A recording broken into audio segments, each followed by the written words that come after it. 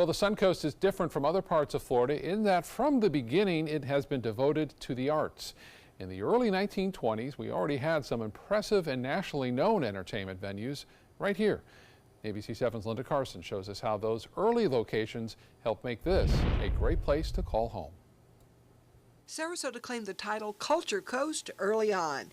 It started in the 1920s when arts and culture came roaring into downtown. This corner was the Miramar Auditorium, and it would have been like the 1920s version of the Van Wezel Performing Arts Hall. LaHerd says this is where all the acts coming to town performed in those days, but upstairs was where the real action was. The upstairs was a two-room place. They had a full gambling casino, and it was operated by an outfit named Conrad and Locke out of Chicago. And they wouldn't let locals play, but out-of-towners could go up there and play, and they'd pay off with silver dollars. And right next to it on Palm Avenue stood the Miramar Apartments. And the apartments in the Miramar Hotel were built by a gentleman named Andrew McCanch.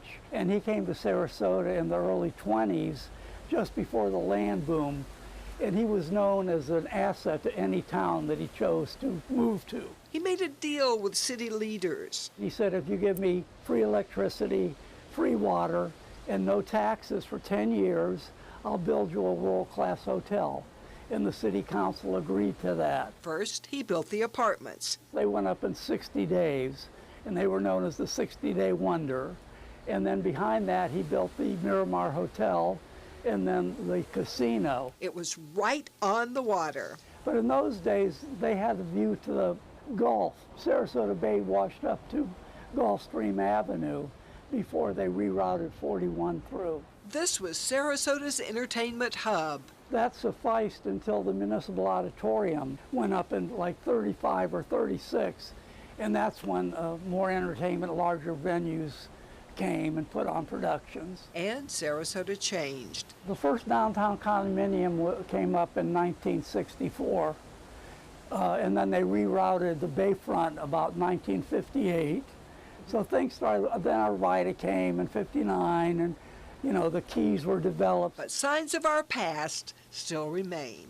And you can still walk down Palm Avenue today and see a glimpse of Sarasota's past and realize how important entertainment venues have been since the very beginning. Linda Carson, ABC 7, your Suncoast News.